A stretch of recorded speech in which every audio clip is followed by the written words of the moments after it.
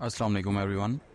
Today I'm going to talk about categorizations of expenses. I think इस video में सिर्फ expenses पे बात हो सकेगी, invoices के लिए next वीडियो इंशाल्लाह.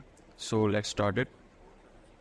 लास्ट वीडियो में हमने इंटरबैंक ट्रांसफ़र्स किए थे ABCD USD से और QBO ने ऑटो पेयर करके स्ट्राइप USD में उन्हें मैच कर दिया था. अगर आपके पास ये ऑटो पेयरिंग का ऑप्शन नहीं आ रहा तो आप एक साइड से रिकॉर्ड एज अ ट्रांसफ़र करें और दूसरी साइड से जाके फाइंड एंड मैच में मैच करते हैं. अभी कैटेगराइजेशन शुरू करते हैं एक्सपेंसेस की. अभी for the sake of simplicity ना मैं बिल्स बना रहा हूँ ना मैं बिल्स अटैच करना सिखा रहा हूँ. अभी सिर्फ एक्सपेंसेस को कैटेगराइज करेंगे सिंपल चार्ट ऑफ अकाउंट्स में. सबसे पहले ABCD USD ओपन करें बैंकिंग टैब से और स्पेंड को क्लिक करें ताकि एक्सपेंसेस हमारे ऊपर आ जाएं. अब ये पहला एक्सपेंस है ज़ुबैर का. अपनी जजमेंट को अप्लाई करना है यहाँ पे. डिस्क्रिप्शन को देख के या तो वो ओनर की डिस्ट्रीब्यूशन लग रही है या फिर कोई शेयर होल्डर को डिविडेंड प्रोवाइड किया गया है. अब नॉर्मली क्या होता है बुक कीपिंग में कि हम अपनी जजमेंट अप्लाई करते हैं, नॉलेज अप्लाई करते हैं, एक्सपीरियंस अप्लाई करते हैं और कैटेगराइजेशंस करते रहते हैं. और प्रीवियस अवेलेबल रिपोर्ट्स की बेस पे भी हमें कुछ ना हो जाती है, उसको एनालाइज कर लेते हैं. लेकिन अगर कुछ ट्रांजैक्शंस हमें नहीं समझ आ रही तो हम वो क्लाइंट को लिस्ट बना के मंथली क्वार्टरली जब हम रिकन्सिलेशन कर रहे होते हैं तो वो एक लिस्ट बना के क्लाइंट को भेजते हैं कि हमें इस एक्सपेंस की नेचर बता दो. अभी इस एक्सपेंस उस एक्सपेंस का हमें समझ नहीं आ रहा होता तो हम क्लाइंट को भेज देते हैं. बट नॉर्मली हम अपनी जजमेंट्स, पास्ट एक्सपीरियंस या सर्च करके थोड़ा, क्योंकि इंटरनेट पे अवेलेबल होती हैं, इनकी सारी नेचर आपको मिल जाती है. अब ऐसे जैसे ये एक्सपेंस है ज़ुबैर का, अब ये क्लाइंट से पूछना पड़ा होगा कि ये शेयर होल्डर अर्निंग है, शेयर होल्डर डिस्ट्रीब्यूशन है या फिर डिविडेंड है. अभी इस एक्सपेंस को हम एज सिंपल डिविडेंड के तौर पे कैटेगराइज कर देते हैं. अब हमारे पास कोई कस्टमर या वेंडर ऐड नहीं है तो हम डिस्क्रिप्शन से ही जज करके ज़ुबैर के नाम से वेंडर बनाएंगे. अभी सिर्फ सिंप्लिसिटी के लिए इसे वेंडर बना रहा हूँ क्योंकि अभी सिर्फ वेंडर्स या कस्टमर्स पे फोकस है. We will move on to shareholders soon.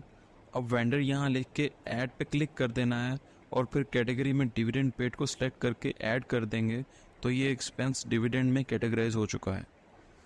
अब आप तो यहाँ पे सिर्फ एक कैटेगरी सिलेक्ट कर रहे हैं लेकिन डबल एंट्री सिस्टम के तहत QBO automatically trial balance update करके बैक एंड पे रिपोर्ट्स जनरेट करता जा रहा है. We will also look at the reports at the end. अब नेक्स्ट एक्सपेंस भी देखें तो वो भी ज़ुबैर के नाम से ही है तो इसे भी हम ज़ुबैर में वेंडर सेलेक्ट करके और कैटेगरी डिविडेंड पेड सेलेक्ट करके इसको कैटेगराइज कर देते हैं. अच्छा, ये जो QB ऑटोमेटिकली आपको कैटेगरी या मैच सजेस्ट कर रहा होता है, आपने इस पर रिलाय इतना नहीं करना क्योंकि अगर कुछ आपका हिस्ट्री डाटा बैकअप क्रिएट हुआ है, पुराना कोई 2-3 साल का डाटा पड़ा हुआ है, फिर तो हम इस पर रिलाय करें क्योंकि QB असेस कर रहा होता है. लेकिन अभी तो हमने स्टार्ट किया है तो इस पे इतना रिलाय नहीं करना. आपने खुद इसकी कैटेगरी डिस्क्रिप्शन से बेसिकली हमने जज करना होता है कैटेगरी को. अब इसको कैटेगराइज करेंगे. अच्छा, अब अगर आप दो एक जैसी ट्रांजैक्शंस को कैटेगराइज करने की कोशिश करेंगे या फिर ट्रांसफ़र या एक्सपेंस आउट करने की कोशिश करेंगे तो वो आपको कहेगा कि इस ऐसी डिस्क्रिप्शन का आप रूल बना लें. रूल्स काम करते हैं लेकिन रूल्स अक्सर काम ख़राब भी करते हैं. जब आप ट्रांजैक्शंस इंपोर्ट करते हैं या ऑटो फेच होती हैं बैंकिंग सिंकिंग से तो वो ऑटोमेटिकली कैटेगराइज होना शुरू हो जाती हैं और आपको पता ही नहीं लगता कि वो कैटेगराइज हो चुकी हैं और आप डुप्लीकेट इंपोर्ट कर देते हो. अक्सर ऐसे भी होता है. इट्स अ यूज़फुल फीचर लेकिन इसको अभी थोड़ा और एक्सप्लोर करते हैं थोड़ी देर बाद. सो फ़िलहाल मैं अभी इसको नो ही कर रहा हूँ. अभी कोई रूल जनरेट नहीं कर रहा. रूल्स पे एक सेपरेट वीडियो बनाएंगे. अब नेक्स्ट एक्सपेंस है HMRC. अब इसको सिंप्लिसिटी के लिए HMRC को हम UK का FBR समझ सकते हैं. अब इसको सिंप्लिसिटी के लिए हम HM रेवेन्यू एंड कस्टम्स बोलते हैं. HM से मुराद हर मेजेस्टी भी हो सकता है और हिज मेजेस्टी भी हो सकता है. There is a lot of difference between FBR and HMRC but for the sake of simplicity अभी मैं इसे UK का FBR बोल रहा हूँ. तो इसको हम कैटेगराइज करेंगे. अब पहले हमें वेंडर बनाना पड़ेगा HMRC का. अभी मैं कुछ और डिटेल्स नहीं ऐड कर रहा क्योंकि आप वेंडर में अगर देखें तो काफ़ी सारी डिटेल्स ऐड करनी पड़ती हैं. उसका एड्रेस, उसका, क्योंकि बाद में चल के सेल्स टैक्स अक्सर क्लाइंट्स के कस्टमर्स और वेंडर्स की लोकेशन की बेस पे कैलकुलेट हो रहे होते हैं. Sales tax, payable, liability report सारी इस लोकेशन की बेस पे जनरेट होती है। लेकिन फ़िलहाल के लिए सिर्फ मैं उनका नाम जो डिस्प्ले नाम रखना है वो मैं लिख रहा हूँ यहाँ पे, और वही सिर्फ सेव कर रहा हूँ। अब इसकी कैटेगरी डिफरेंट हो सकती है, टैक्सेस हमने पेड किए हो सकते हैं, हम किसी गवर्नमेंट के इदारे से प्रोफेशनल सर्विसेज तो नहीं लेंगे। So for the sake of simplicity I am just categorising it into the licensing, and I guess we have licensing, yes, taxes and licensing we have. Our next 4 expenses are from azimo.com. अब azimo.com जाके Google पे search करेंगे कि इसकी nature क्या है। ये online global money transfers company है। I think it's just like the Stripe और पेपाल etc। तो हमारा जो क्लाइंट है वो इसे सर्विसेज ले रहा है, तो हम इसको ड्यूज़ एंड सब्सक्रिप्शन में डाल सकते हैं। सो लेट्स चेक कि हमारे पास ड्यूज़ एंड सब्सक्रिप्शन का चार्ट ऑफ अकाउंट है या नहीं।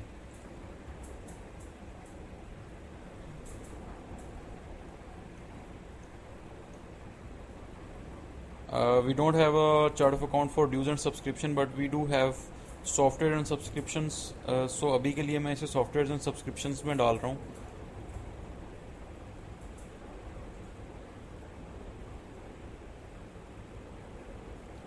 अच्छा, अब ये आप देखें तो QB असेस कर रहा है कि आपने अभी इस नेचर के एक्सपेंस को कैटेगराइज किया है सॉफ्टवेयर एंड सब्सक्रिप्शंस में, तो उसने ऑटोमेटिकली आपको सजेशन दे दिए। आप इसको वेरीफाई करेंगे बस इसको खोल के कि यहाँ पे payazimo.com डला हुआ है और कैटेगरी सब्सक्रिप्शन सॉफ्टवेयर सब्सक्रिप्शंस है। इसको बंद करेंगे और जितनी ये ट्रांजैक्शंस आ रही होंगी azimo.com की, इनको सेलेक्ट करेंगे और एक्सेप्ट पे क्लिक करेंगे तो ये ऑटोमेटिकली कैटेगराइज हो जाएंगी।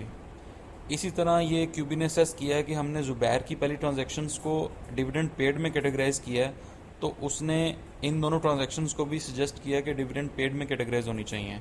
ये रूल नहीं है, ये QB की तरफ से सजेशंस आती हैं। ये जब आप कुछ ट्रांजैक्शंस को कैटेगराइज करते रहते हैं तो QB असेस करता रहता है कि आपका ये एक्सपेंस किस नेचर का है और ये एक्सपेंस किस कैटेगरी में जा रहा है। तो इनको भी हम सिलेक्ट करेंगे और एक्सेप्ट करेंगे तो ये भी ज़ुबैर, पेई और कैटेगरी डिविडेंड पेड में कैटेगराइज हो जाएंगे। अब इसके अलावा जो नेक्स्ट 4 एक्सपेंसेस हैं ये एस्मा अफजल के हैं, एंड इट लुक्स लाइक कि ये भी ज़ुबैर की तरह डिविडेंड पेड के एक्सपेंसेस हैं, शेयर होल्डर डिस्ट्रीब्यूशन है या फिर डिविडेंड पेड है। तो अभी मैं इनको भी डिविडेंड में ही डाल रहा हूँ, डिविडेंड में ही कैटेगराइज कर रहा हूँ। पहले आपने एस्मा अफजल का वेंडर बनाना है और फिर आपने यहाँ पे डिविडेंड पेड की कैटेगरी को सिलेक्ट करना है तो आपका डिविडेंड में ही कैटेगराइज हो जाएगा। इसी तरह आपने बाकी 3 एक्सपेंसेस को भी सिलेक्ट करना है और एक्सेप्ट करेंगे तो वो डिविडेंड पेड में कैटेगराइज हो जाएगा।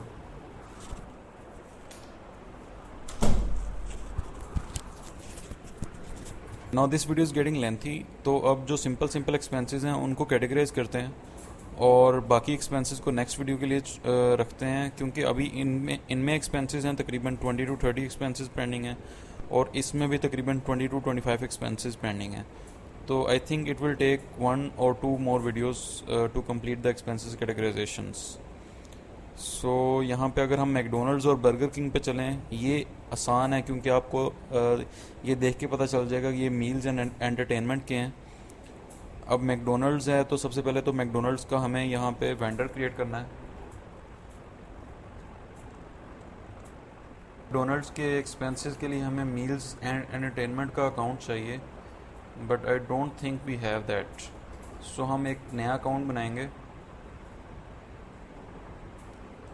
अकाउंट टाइप एक्सपेंसेस रखेंगे, डिटेल टाइप में हम मील्स और एंटरटेनमेंट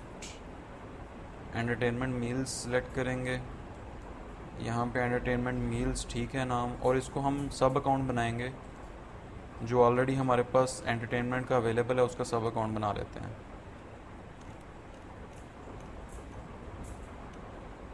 ये ट्रैवल एंड एंटरटेनमेंट हमारा मेन हेड होगा और इसी के नीचे हमारा सब अकाउंट एंटरटेनमेंट मील्स बन जाएगा।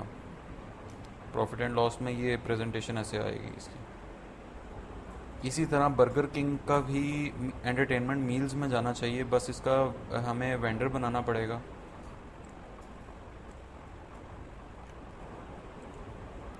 अब ये एंटरटेनमेंट मील्स में बर्गर किंग भी ऐड हो गया।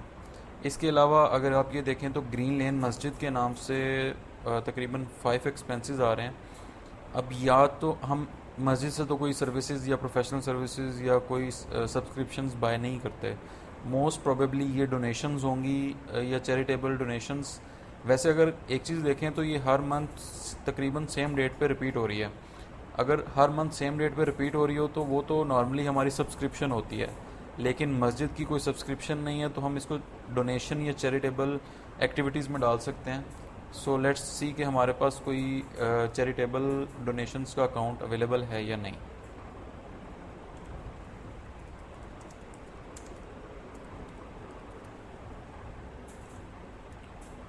ग्रीन लेन मस्जिद ऐड किया है। अब उसके बाद अकाउंट देखेंगे कि हमारे पास कोई चैरिटेबल डोनेशंस का अकाउंट है। I don't think so and we will create it. Account type में एक्सपेंसेस, डिटेल टाइप में यहाँ पे चैरिटेबल कंट्रीब्यूशंस आ रहा है। नेम भी चैरिटेबल कंट्रीब्यूशंस ही रहने देते हैं, इसका कोई सब मेन पेरेंट अकाउंट नहीं है, तो चैरिटेबल कंट्रीब्यूशंस को एक्सपेंस के नीचे ही रखेंगे और इसको सेव कर देंगे। चैरिटेबल कंट्रीब्यूशंस और इसको कैटेगराइज करेंगे। इसी तरह इनके बाकी एक्सपेंसेस को भी सिलेक्ट करेंगे और एक्सेप्ट करके कैटेगराइज कर लेंगे।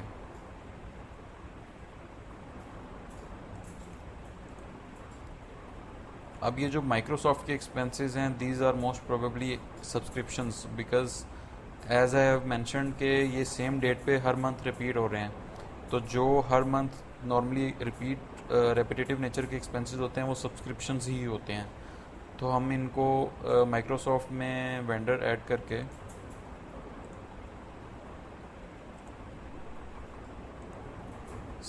सब्सक्रिप्शंस एंड सॉफ्टवेयर्स में डाल देंगे।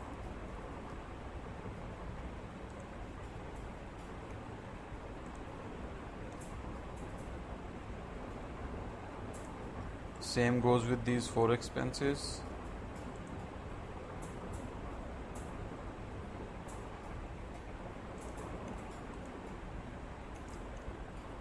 इन एप्पल के एक्सपेंसेस को भी हम सब्सक्रिप्शन में डाल सकते हैं, क्योंकि आप देखें तो ये भी सेम डेट में हर मंथ रिपीट हो रहे हैं।